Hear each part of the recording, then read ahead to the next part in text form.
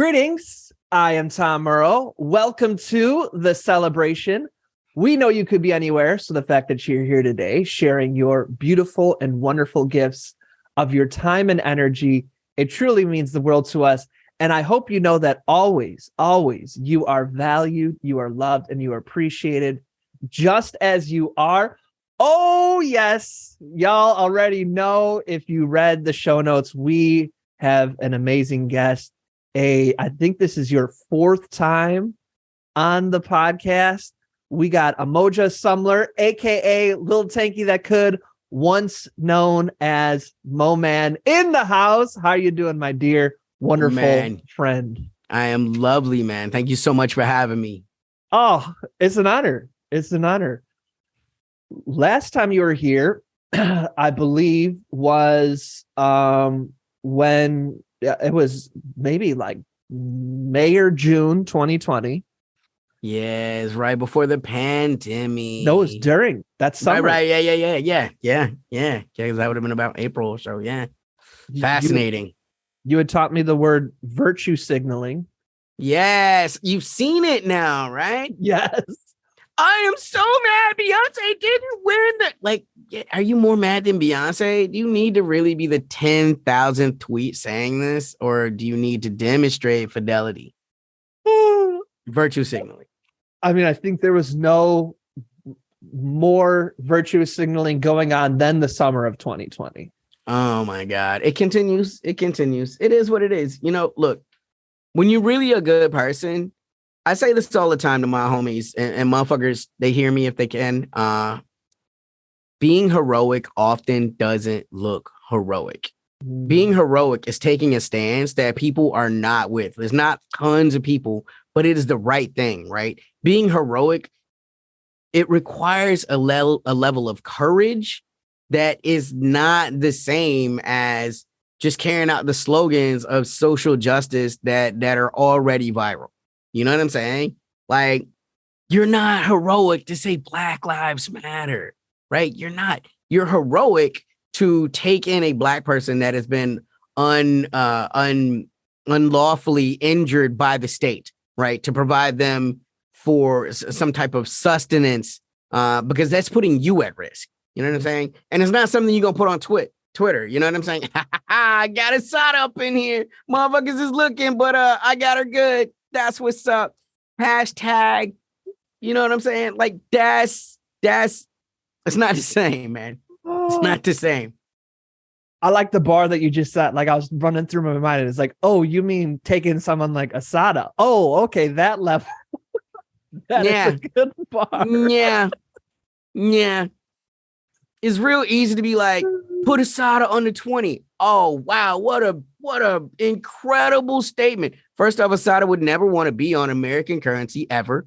Like, is like antithetical to their human whole praxis, right? But also it's something that has fuck all chance of happening. It's just, it's a statement that's it's provocative for the sense of being provocative. Virtue signaling. There we go. 3 years ago. There we go. I hope you see it, man. It's everywhere, man. Especially in the era of clout. I feel like we should, for the good folks who are trying to follow along. Do you want to break down who Asada is? Asada Shakur is a legendary person who had ties to the original Black Panther Party for self-defense. She was accused of having had a lethal altercation with law enforcement, who undoubtedly was there to kill her, like Fred Hampton. Somehow she found a way to escape and is theoretically living in the nation of the nation of Cuba, where they do not extradite to the United States of America. And so this person who has been accused, and we'll never know the truth of any of it. I mean, who knows? Asada knows, and whoever else was there that day. But we could say whatever, but only Asada knows. But Asada knows she could never get a fair trial in the United States of America. And lots of people know these things. You know what I'm saying? Julian Assange knows this. You know what I'm saying? Chelsea Manning knew this. Those kind of people know the steps they're doing. They're heroic, but they're not necessarily, they're not going to get you any clout. They probably could get you killed. If Asada could be found right now, she would be killed. I believe she's still on the top 10 most wanted list from the FBI. That was very questionable, especially in the 60s and the 70s with some of their practices as it related to Black leadership. And I think that's about as far as I'll go with that statement. Okay, I love it. And y'all, for further your own studies, the autobiography of Asada Shakur's, if you haven't already. Okay, so why don't we, before we turn the camera off, why don't we share with the good folks, if you'd like, your surroundings are a wonderful story. If you want to share anything about your surroundings before we go camera off, if there's anything you want to share.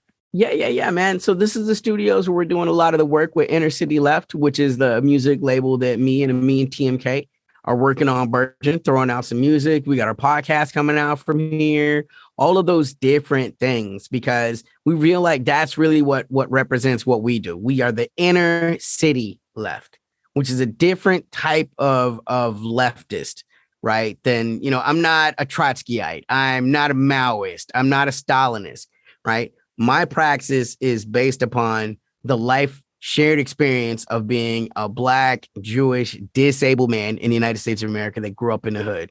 Ameen's is being a Muslim American Palestinian living in the inner cities of Washington, D.C. It's a different type of leftist, right? Than, I grew up around real gangs, right? I don't have to throw myself into intellectual gangs. I'm a Leninist, it's like, okay, you sound a little corny, like, yeah. So this studio represents all of that. We built it from the ground up to be acoustically sound, and really to just be able to explore everything that we into what we're trying to get out with this music. So I'm happy to y'all get to see the crumbs of it, man.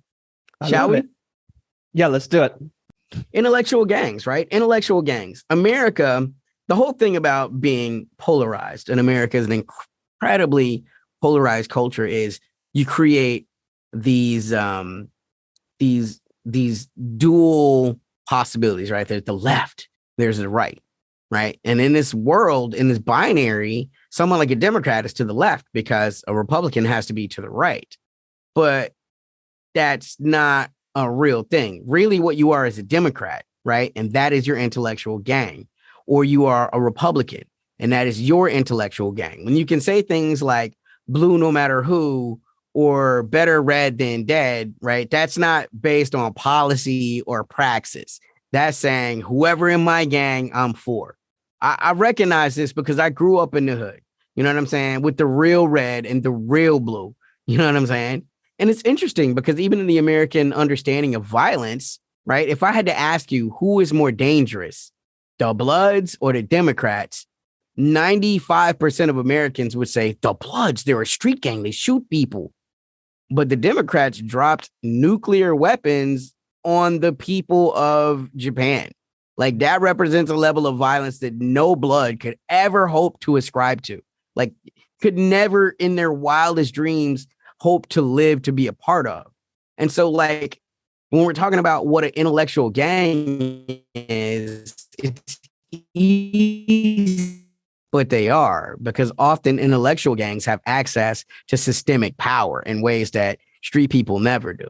And again, that's the kind of praxis when you're talking about what does inner city leftism represent, is that kind of knowledge. You know what? I never even thought what party was Truman, but if I had to, I wouldn't have guessed Democrat. Although I kind of feel like, and I can already hear my thinking as not quite getting it, because I'm like, well, back then Democrats were the same as Republicans, but what do I mean by back then? When did it change there? What does that mean back then? I mean, back then Republicans were open supporters of white supremacy, right? Open supporters of the status quo, open supporters of people that didn't want integration, people like Joe Biden, who had all of these stances, who continues to arm one of the biggest far right movements the world has ever seen, where when you have these people coming from Ukraine and they're exposed to other parts of Europe, they're shocked that there are Muslims and in Britain, they're shocked that there are so many black people in these neighborhoods because their understanding of Europe was Europe is for white people, right? Like Democrats are still supporting these kind of movements. I push back 100% on the shift that is in popular conversation of somewhere in the 60s, the Democrats became the party of black people. That's just not true. Like it's categorically, undeniably untrue. But it is a common mythology. Okay, hang on. Can you jump back? The Biden's funding the biggest gang. Are you talking about? It sounded like you're talking about Ukraine.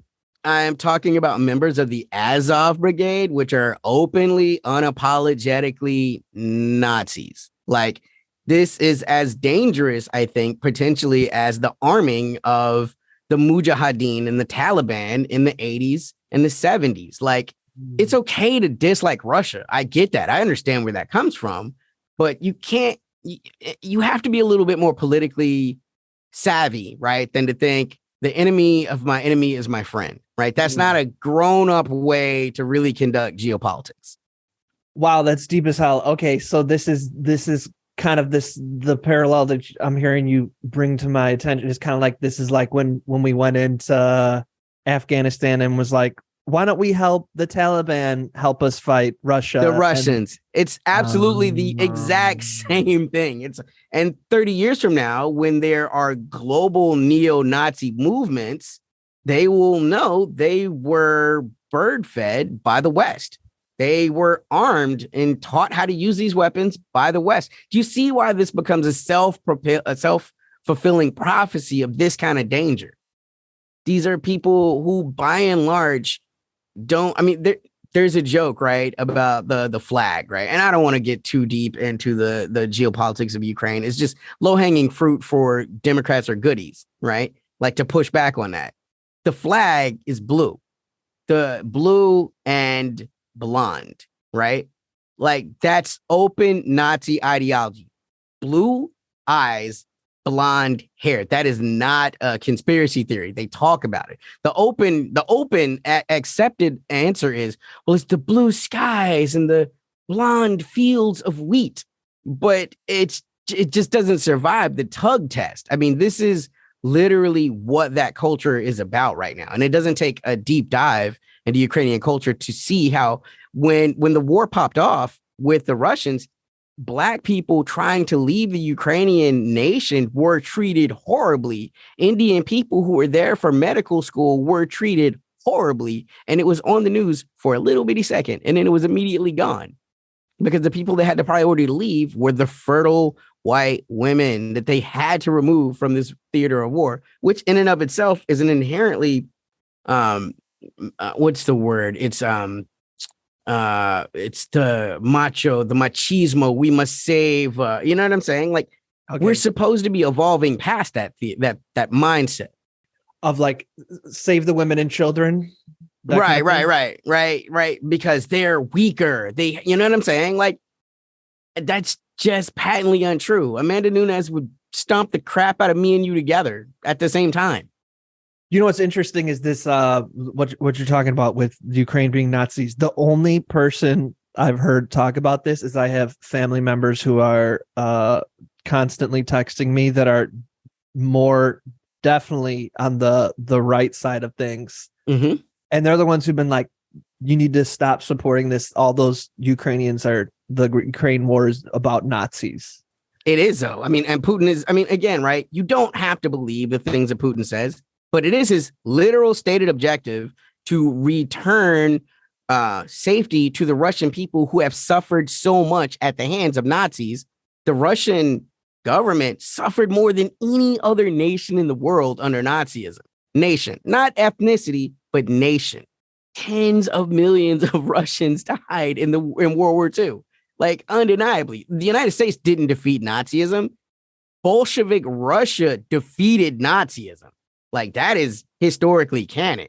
Like there's a reason why when the United States forces got into Germany, the Russians were already there and it was paid for at the cost of much Russian blood. You don't have to be a Russian sympathizer to understand the importance and relevance of history. There's a reason why Japan doesn't, up until less than a decade ago, didn't have a military anymore. They didn't want to be tied to the crimes of Imperial Japan.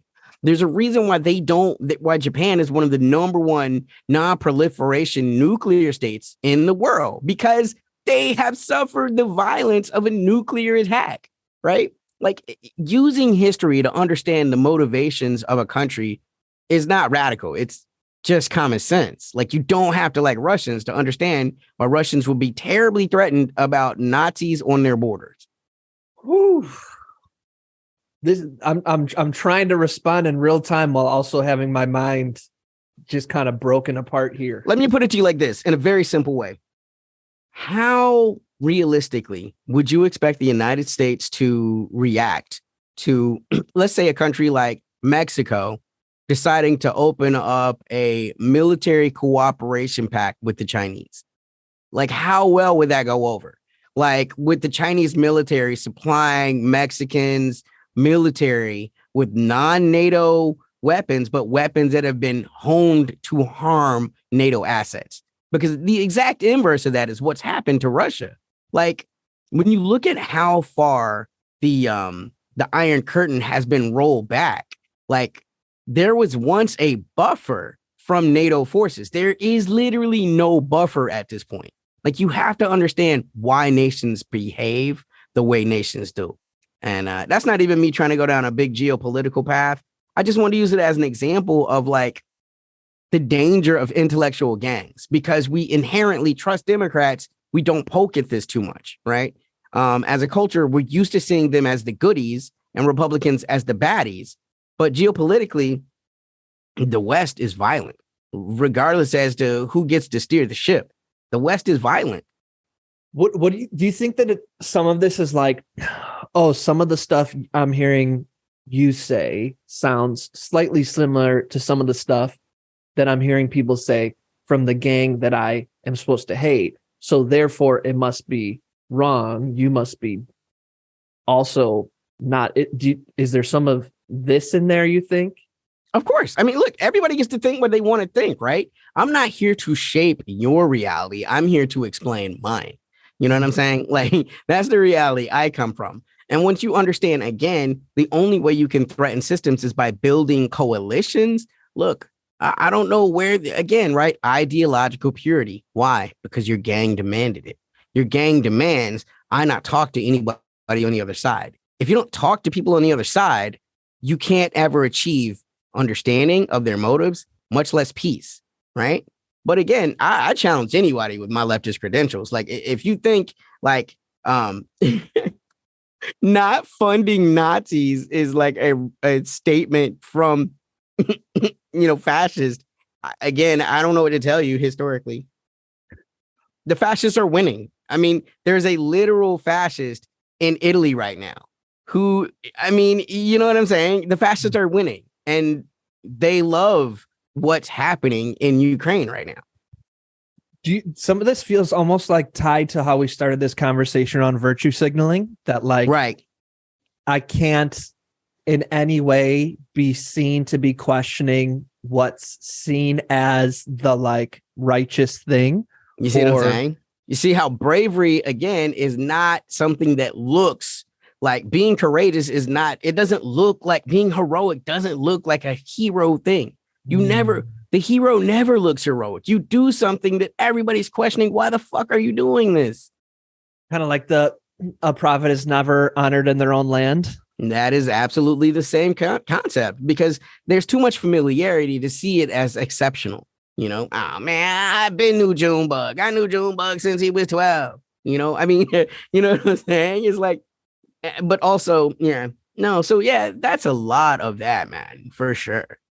So also, I'm for peace. I'm for peace. And peace was very achievable. As less than 2 years ago, you had a German general who literally retired because he said to the NATO forces, he was a general from Germany that I believe was serving with NATO. He said, all Putin wants is some respect.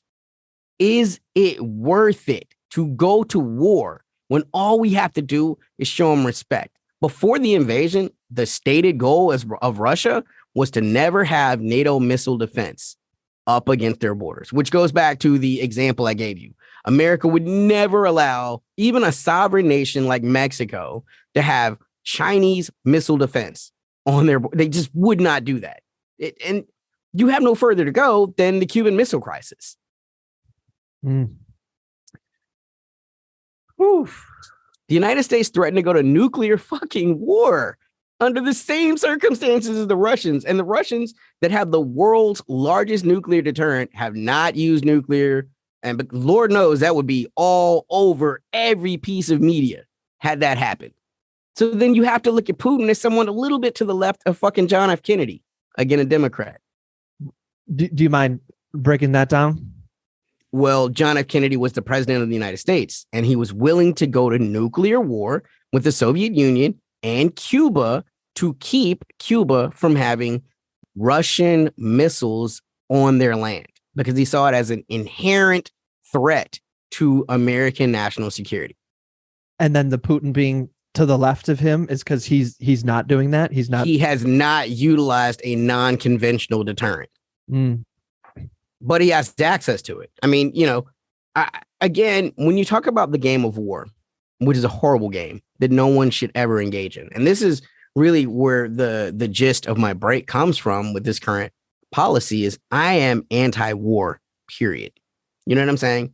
Because war is a bottomless pit that goes to the worst, most creative parts of humanity, the worst, most creative parts. So when you look at something like the Vietnam conflict, and you see that, quote unquote, America lost, but they never had to because they had a non-conventional deterrent that they could have utilized at any moment and they didn't. You know what I'm saying? Like, so at best you can say they didn't allow themselves to win.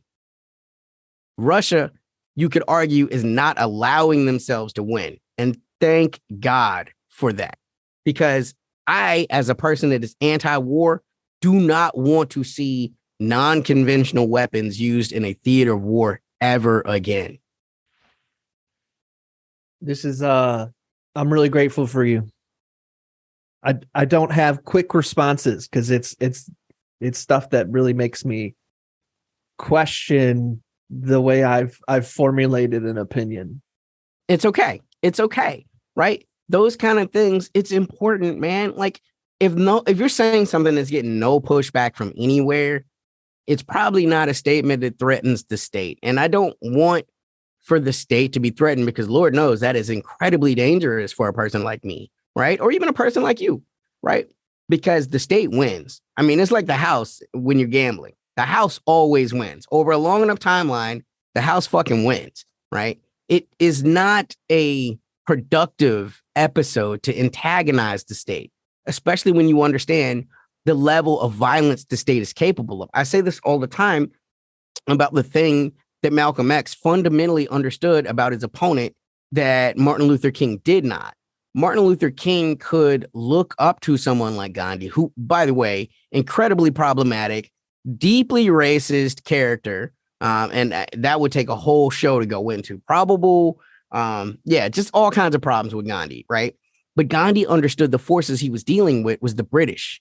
The British see themselves as very genteel, very intellectual. This is their cultural understanding of self. It is represented in their ideals of self. And so that forces the British to move within a certain way, whereas they will always be seen as civilized, genteel, a gentleman.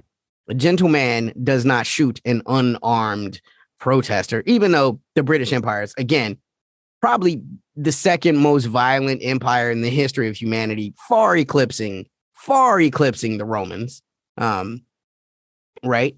But their identity, their state identity is of such, whereas that type of protest worked absolutely well.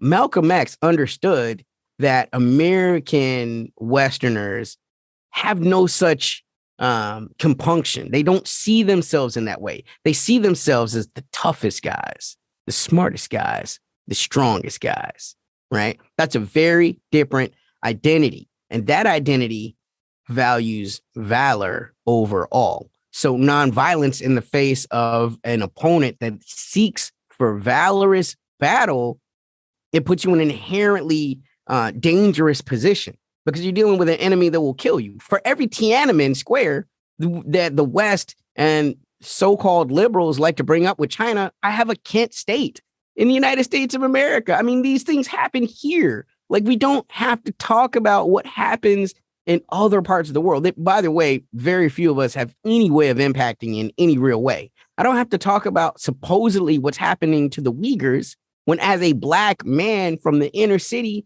I realize that Black people represent almost 33% of the prison population here, in a population where we make up less than 15%. How is this different from the Uyghur conflict, right? But it's sexy to criticize China. Oh my God, the Uyghurs, right?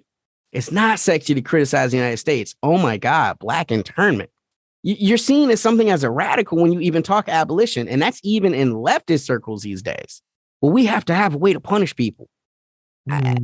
Punishment, man. That means you're inherently coming from a more powerful position. You feel like it is your obligation to punish this person. That's not consistent with my praxis. Do you think then this is one of the places that I go to with myself, and I'm always wondering, like, I'm always trying to be self-aware. Is this a cop-out? Is like, okay, where in, like, because you keep kind of bringing it back to your sphere of influence. So if I try to virtue signal, oh, what's going on in China, it's kind of something I'll never really have to be tested on my values on. Not at all, because if you let's say, okay, let's run that. All right, I like to go with core ideals. And so one of the core ideals that we talk about when discussing China in a negative light, mostly in the media, low-hanging fruit, Taiwan, right? Which Taiwan sees itself as part of China. China sees Taiwan as part of China. The only argument is who gets to control China.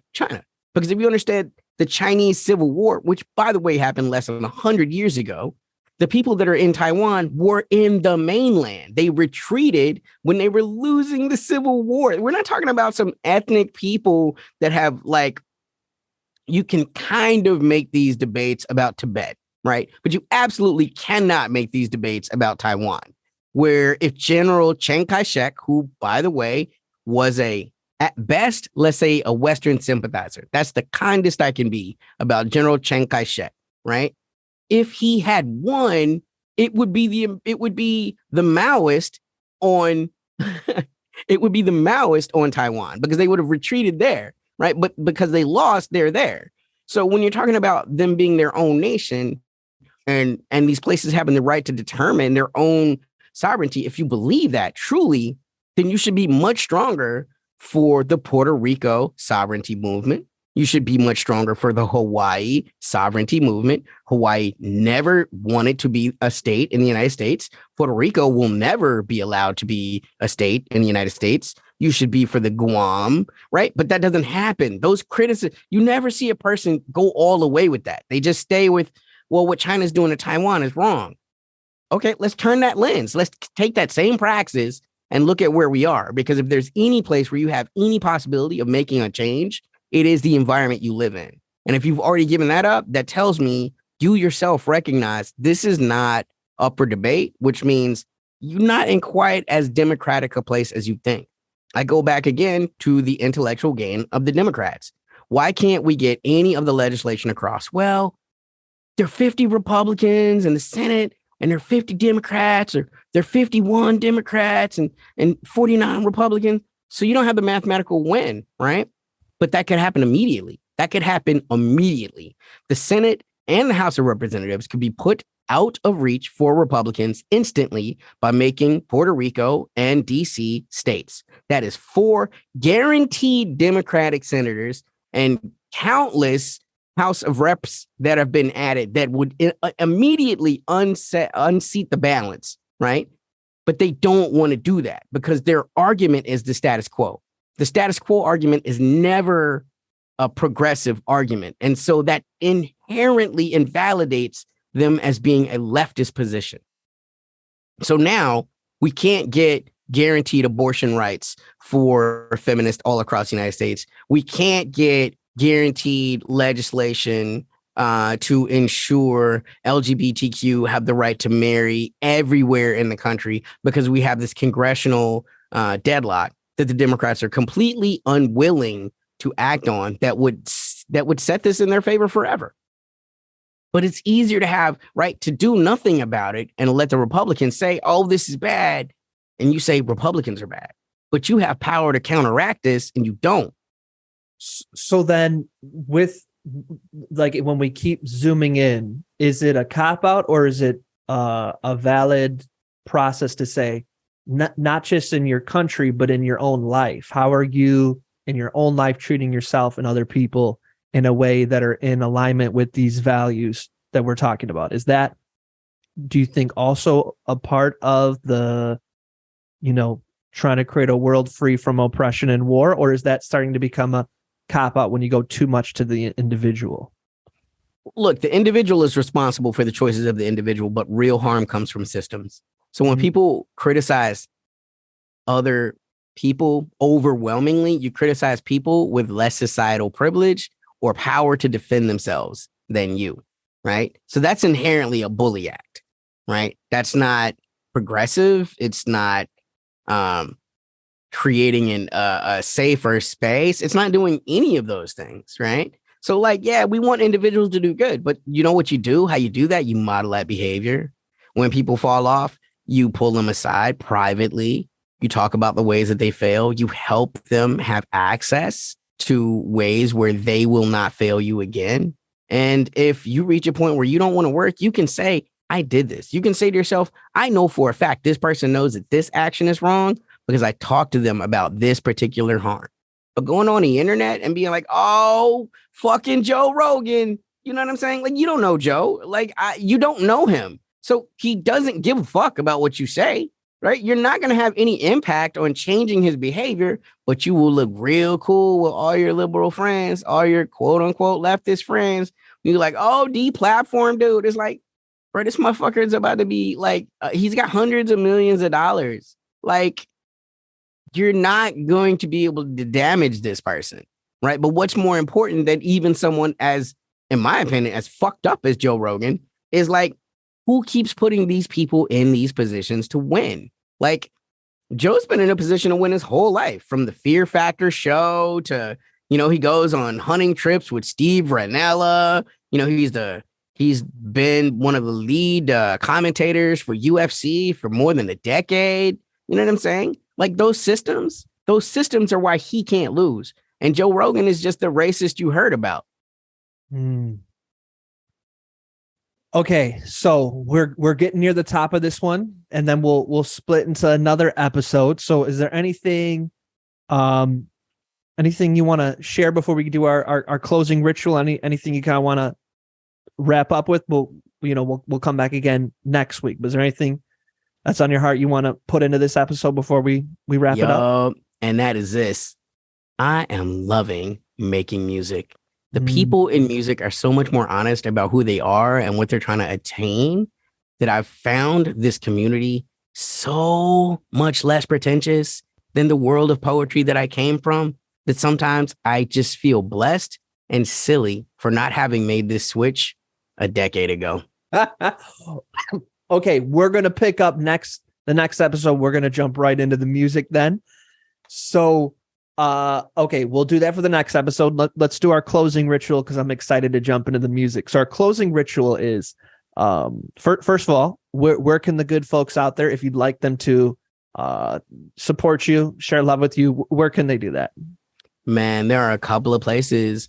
If you go to Amazon, which is a horrible place, but there is no ethical consumption in late stage capitalism. You go to Apple Music, Spotify, Tidal. All of these places are great places to throw in, Lil Tankie that could. I'm sorry, no, just Lil Tankie. I'm Lil Tankie that could, but my music is Lil Tankie. Yeah, man. And fuck with this inner city left shit, man. Boom. Okay, awesome. So we'll have that in the show notes. For those of you out there that want to be a part of a group of awkward, courageous, vulnerable, weird storytellers, you can look up our community, tommerl.me/DCM invite. Okay, our closing ritual. Let's do it. What's your invite? What would you like to invite people to consider, to think about, to evolve into, to reflect upon, to conjure, whatever it is? What's your invitation? My invitation is empathy. I invite you to look at 5 people that you will run into over the course of this day, right? Unless you're self-isolating, which you should be, but very few of us economically can. Look at 5 people that you do not know and wonder how their life could be better, right? Wonder what you have in common with this person. Wonder what type of conversations y'all could have if you were put in a place to have conversations where no one else could hear. I love that. I love that. I would like to add on to that. Do you mind if I add a little something onto that? Go for it. Especially when there is someone in your life, and I feel like this happens a lot when you, at least I see it, when you have kids and there's another, maybe someone that your kid is friends with, and you're really wanting to set up play dates, and the other parents just can't seem to get their stuff together.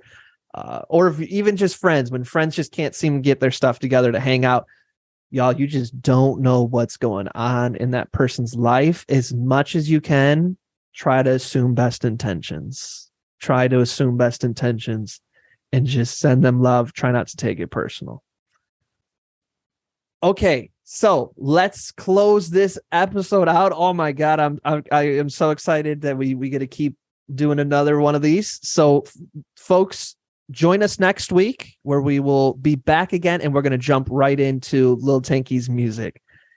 My friends, as always, I am wishing you peace and blessings. Thank you. Okay, it's me here, Tom, and Amoja, and we are getting together on a totally different day. And what happened is I listened to this first episode, and I was going on a hike, and we connected for a phone call, and I just said, hey, a lot of stuff was coming at me fast, and so I just wanted time to process and come back and bring some things up with you. So for the first time ever, I'm bringing a guest back before I even release the episodes to add some more thoughts to some of the things we talked about. So this first episode now, we're going to add them on to this ending of this, and then you're going to get a bonus episode where we're just going to kind of freestyle through some things I thought were really interesting about this whole series. So that's a little bit of a fun update for you all. Does that sound good to you, my friend? Then we do something like that? I love it. Let's do it. Okay, so the big one, I was really thinking through the intellectual gangs and everything you were talking about, and I have to admit, I've been working through so much discomfort in like letting sink in a lot of the things that you were saying about Ukraine. Yeah. Well, let me give you a great example, right? Okay. What if I told you Hezbollah blew up the Nord Stream, right? Which was transporting liquid natural gas, which is by far the most carbon friendly of all petrochemicals, right? That can be used when we're talking about coal, petroleum, gasoline, diesel. Everyone knows liquid natural gas is the least offensive to carbon emissions as all of those go, right? So if I told you Hezbollah blew up the Nord Stream, which was supplying the largest pipeline of liquid natural gas in the world into Europe, which was helping them meet their carbon footprint goals, you would say, this is a terrorist act, right? This is what we would expect if I told you Hezbollah did that, right? I'm with you. But the Democrats did it. Like Seymour Hersh just wrote an article. Germany's being forced to use coal right now because the United States doesn't want Europe using liquid natural gas because the supplier is Russia, right? The cognitive dissonance it takes to understand if Hezbollah did it, it would be all over the news. It would be probably a global situation. I mean, Europe would go to war, because you've destroyed, national security, right? We find out the Americans did it, but not just the Americans. The Democrats did it. And it's like, well, let's talk about other things, right? Mm-hmm. That's belonging to an intellectual gang. And you don't want to criticize your team, right? But the truth is the truth, no matter who's doing the bad thing. If we can acknowledge people stop using natural gas, right? And using coal as a replacement, literally the dirtiest of all carbon-based fuel, we would say the person that made that happen is wrong, is bad. If Trump did it, we would definitely know it was bad. and it's bad. It's not just bad because Trump is bad, right? It's bad. Like things that damage the environment is bad. When we're looking at earthquakes that are taking 30,000 lives in Pakistan, I'm sorry, not Pakistan. They're having global warming happening by way of floods that are unprecedented in the history of this country, which Pakistan is a really old country. Like the tribes that make up the Pakistani people go back thousands of years, right? I mean, much older than the United States. The country Pakistan is a new country, but the people are very old, right? And so like when we're talking about recorded history and they're getting bigger floods than they've ever gotten, right? We've got earthquakes happening in Turkey that are taking 30,000 lives, that are happening in Syria, right? And all of this is related to global warming, which we all know is bad. You can't want to win so bad that you lose your morality, your objective morality. You lose the place of being able to say, I'm the good guy, right? That's a great example of what I'm talking about with an intellectual gang.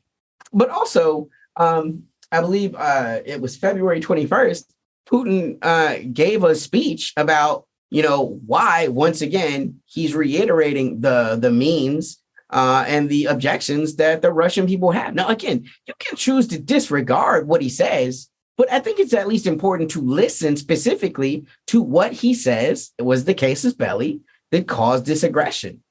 Again, I don't have a dog in this fight, right? I don't really, honestly, I'm a black boy from the hood, man. I don't really give a fuck what happens in Ukraine. I don't really give a fuck what happens in Moscow. But I think it affects me as a global citizen, right? I want to know why these things are happening. I only say I don't give a fuck to say I don't really have a dog in that fight. It's not in me. I call myself a Tankie, but I'm not a Leninist. I'm not a Stalinist. I don't. Again, those are intellectual gangs, and I don't claim I'm not in that. So I don't have no inherent agenda in making the Russian people look like they're good people. But I do also understand that countries don't go to war for nothing, right? It's not ever that simple, right? 9/11 wasn't about freedom. 9/11 was about geopolitical means and who would control the 21st century.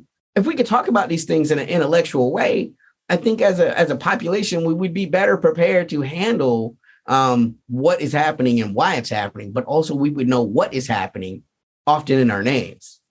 Yeah, and it was interesting to be, to be vulnerably transparent in the process I went through. Was like, I was asking myself questions like, is my worry coming from the perceptions people would have of me if they listen to this and think, oh, so Tom is agreeing with these conspiracy theories that are mostly coming from super far right-wing fringe people. Is he one of these people? How could you not support Ukraine? Why are you supporting Russia? So I was like, okay, well, that's right there. Fear of what people think isn't a good enough reason to believe something. You know what I mean?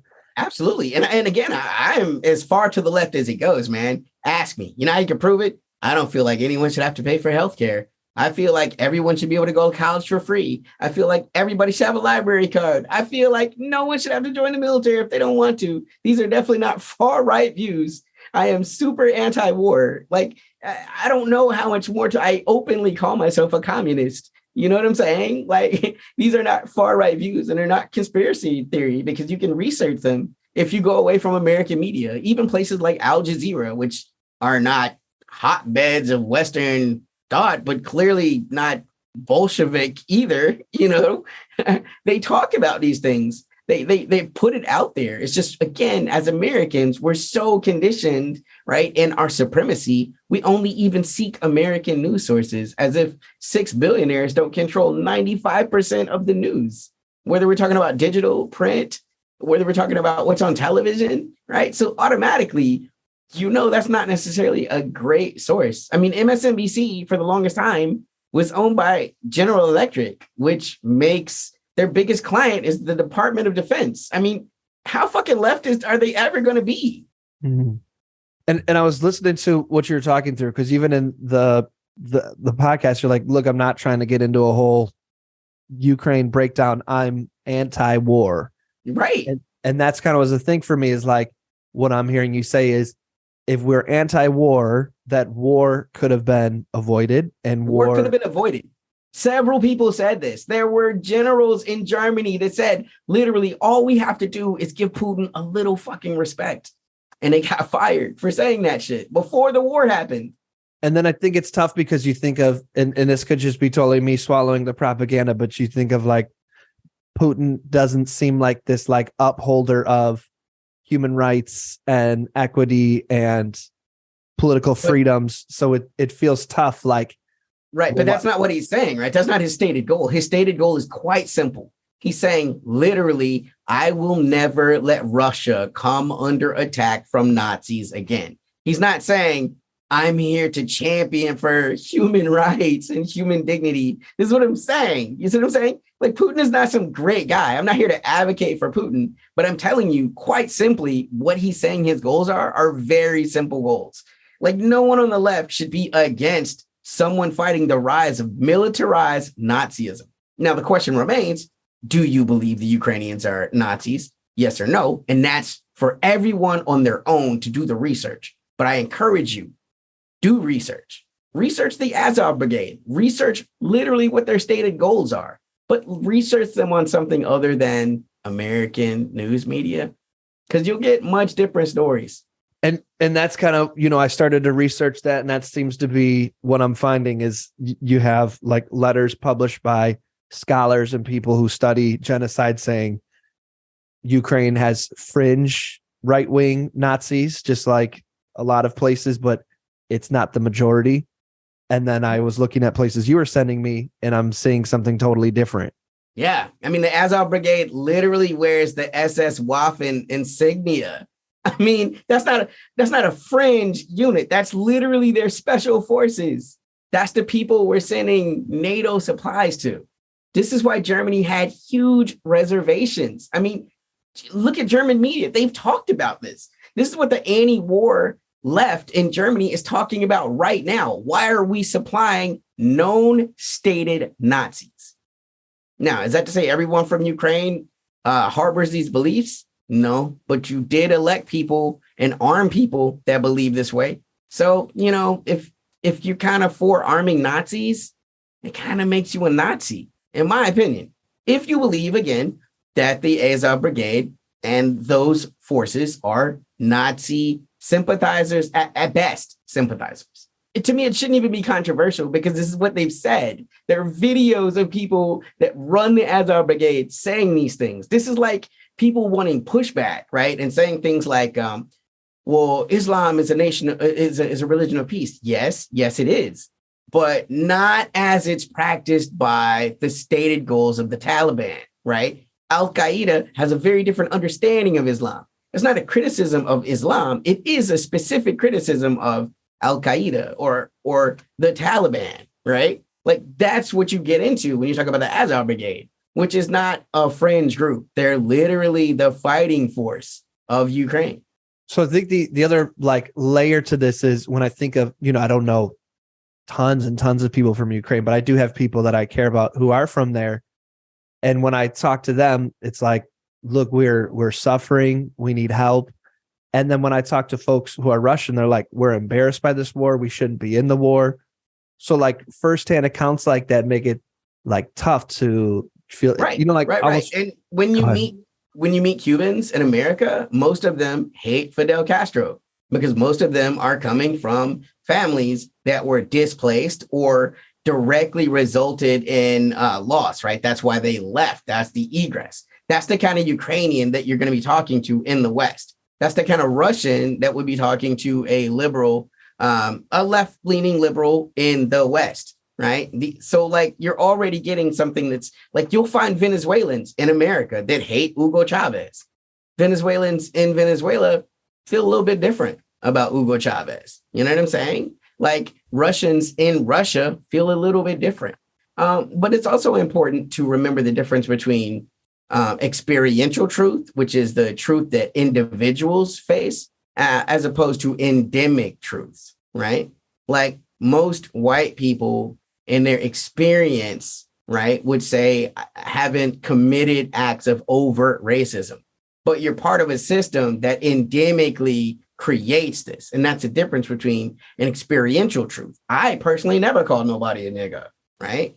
But, you did inherit from your grandfather who probably did a lot, So have you benefited from racism? Probably. You see what I'm saying? That's kind of what you run into. Yeah. I mean, look, the treatment of Black people and Indian people at the beginning of the conflict as they tried to leave and were literally told whites leave first. I mean, what do you want me to do with that? Again, research that. There's so many stories about Black people trapped in Ukraine, about Indian people who went there for medical school, right? Who had no politics at all, who were there because this was one of the cheapest ways to get an education, okay, in their chosen field, and their countries of origin respected the higher degree, the higher education degrees. The you literally, it's Clerks now, right? This is a person that literally has no politics as far as this shit goes. I'm being told you have to wait because white people get to leave first.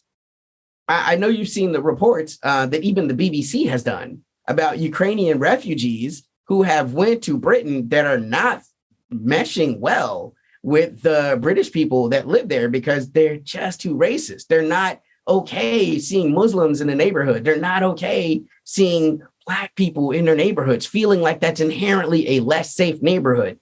That's Nazi-like thought. It's, at the very least, it's deeply white supremacist. It's ugly, right? And we can feel like war is bad, and we can feel like this conflict shouldn't be happening, but we cannot turn our head and act like these Ukrainians are not exhibiting very systemic, but also experiential embrace of racism, at the least racism. But all of the Nazi paraphernalia, that shit is deeply troubling to me. And I don't understand how leftists can look the other way. Like, yeah, to me. Well, it's been having me rethink about this whole thing. I have to say, what do you think when, because intent matters. So like when I hear what you're talking about, like anti-war, those kind of things, it doesn't seem like when I see like the fringe right in Congress or the House argue some of these points, their intent seems to be much different. If that makes sense. I can't argue from the position of Republicans. I'm not a Republican at all, in the least. I 100% reject and denounce both major American parties. Like the Democrats have deep fundamental flaws. The Republicans have deep fundamental flaws. I can think of almost no ideological overlap with me and the Republican Party, except for my embrace of the right for citizens to arm themselves, right? Like that, as I think very hard, I'm like, I guess that's the one thing that you can make a case for, you know what I'm saying? But like, so yeah, I mean, Marjorie Greene, and I can't I can't come to their defense. I don't listen to them. I'm not advocating. My objections to the Ukrainian conflict are quite different from theirs. And I think that's important because like with the intellectual gang, it can so much, I think people get caught in headlines. Right. And what you're really gifted us with this episode is just like, you got to move beyond the headlines and you got to understand which headlines you're reading. Do research. I mean, this is what I'm advocating for. Do research. We are the apex predator on this planet. We are the apex entity of life on this planet, conceivably. Okay, maybe it really is octopus, maybe. I don't know.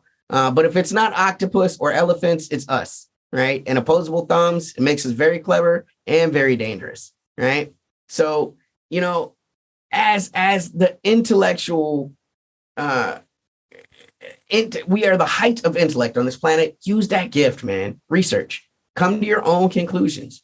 You know what I'm saying? I'm just here to really maybe stimulate additional thoughts, because it's whenever you fall into a paradigm where your beliefs can be approximated with a slogan, you are under the sway of propaganda.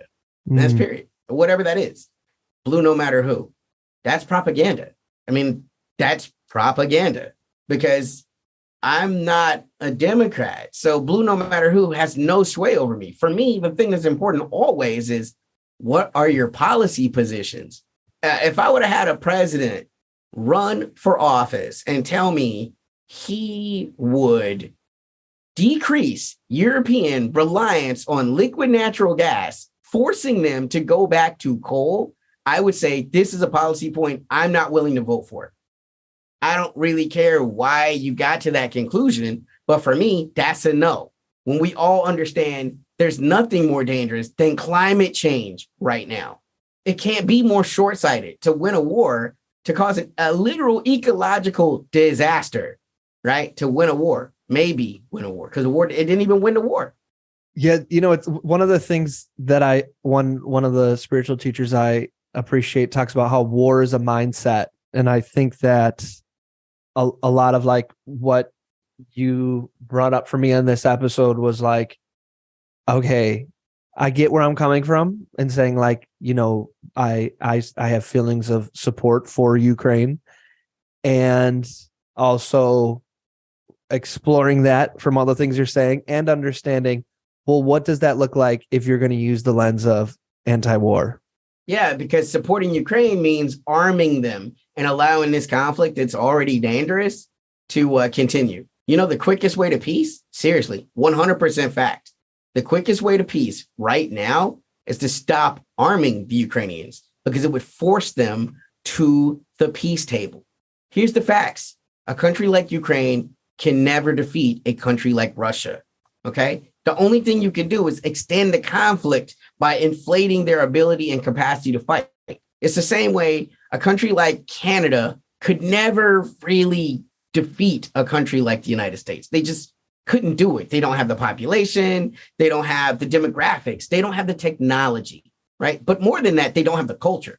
American culture is much more raw when it comes to war than Canadian culture, which is much more laid back, right? Like, let's enjoy the outdoors. Let's have some maple. Let's go see moose, right? That's kind of, not to be stereotypical, but kind of the Canadian, that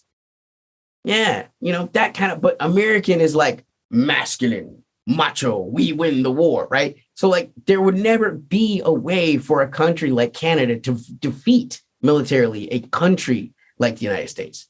Their entire performance has been inflated because we've continued to supply weapons, which leads to actually more death, not less death.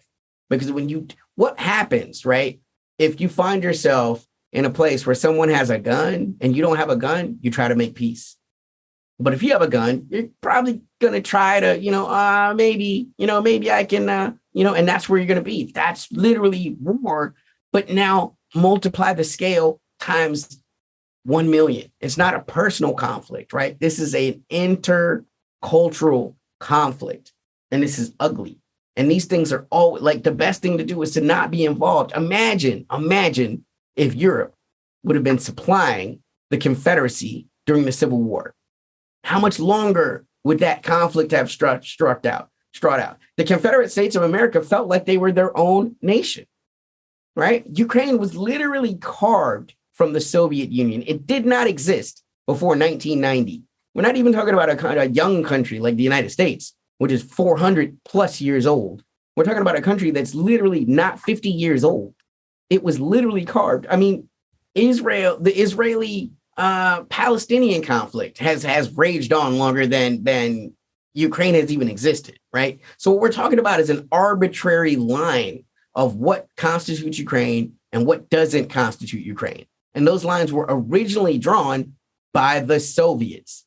That's just historical fact, right? The West didn't liberate Ukraine and they had some freedom moment. That didn't happen. It was literally like the United States said, okay, Alaska, you're your own country now. But if they did that and then Alaska started buying weapon systems from Russia, the United States would 1000% do something about it. You have to look at it from a geopolitical point of view. I don't really want to harp on it because, again, to me, that's just an easy point, right? To talk about what we do, the cognitive dissonance from within an intellectual gang. We can create exercises to like, well, you know what I'm saying? But when you're talking about a someone with a larger capacity for force, the only thing you can do to stop that person with a larger capacity for force is to meet them with equal force or equal capacity for force, which Ukraine geopolitically cannot do. The war would have been over months ago if NATO would have allowed that to happen. NATO has not allowed that to happen. Again, you can research that. But they were in the peace talks this time last year, February, March, and April. They were in peace talks for 3 months. And then NATO unceremoniously was like, no, we're going to fight for this. We're going to fight for all this land. When the peaceful thing to do, the most life-preserving thing to do would be cede this land, and we can have peace, as opposed to continuing to arm these people and flirting with possible nuclear war. Okay. I think the burden at this point should go back on me to continue researching this. I think the dissonance is a great word for it. I feel it in myself, so I need to continue to absorb this because it definitely brings up a lot of like conflicting feelings. Yeah, man, it's a ref's job to stop a fight. You know what I'm saying? A fight is happening. The United States is playing the part of a ref, but they're arming the fighter that's losing. That's not a neutral ref. Like, why are we willing to risk nuclear war for Ukraine, which is not even in NATO? It's not even in the EU. Like, why would we ever let the stakes get that high? Right? There has to be another motive. And there are motives. It's not for me to tell you, because then you do start to run into conspiracy theories, right? But I mean, I go back to the Latin phrase all the time, man. Cogito, what is it? He who gains, right? So you can look at cui bono. That works. Yeah, that's the best one. Cui bono. Who gains? Because it's kind of like there's so many conflicts going on around the world that could have been intervened in, quote unquote. Why this one? Why this one? Someone somewhere has something to gain, specifically from Ukraine. And this is a financial and ideological conflict. Not humanitarian. Not humanitarian. If it was about humanity, look, man, more people died in Syria last week than have died in the entirety of the Ukraine conflict. If it was a humanitarian crisis, right? Why haven't we dropped the sanctions on Syria and went there and provided 1/5, 1/10, 1/20th of the military aid we've provided Ukraine? It was about human lives that we're trying to save. You can't then rectify that by continuing to condone the sanctions regime that's on Syria, where the Turkey and Turkey is literally a member of NATO, right? Ukraine is not in NATO. Why has Turkey not got the amount of aid from the United States that Ukraine has gotten, when Turkey is a literal NATO member? And all of these people have died within the past 2 weeks from this earthquake. Okay, that's a good aha. So like if I approach it in my mind from like, this is humanitarian intervention, that's going to throw me off right from the beginning. I'm already on the wrong path.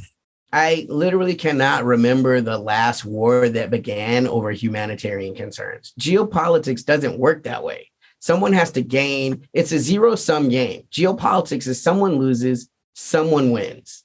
Okay, well, I appreciate you so much for coming back and talking with me about this. And anything you want to add before we close this one out officially? Oh, yeah. So this is something that's incredibly interesting to me. I don't know if we talked about it in the first episode because I can't remember. Remember, we talked a little bit about Victoria Nuland as one of the catalysts for this in 2014, the whole fuck the EU thing, which again, totally Googleable.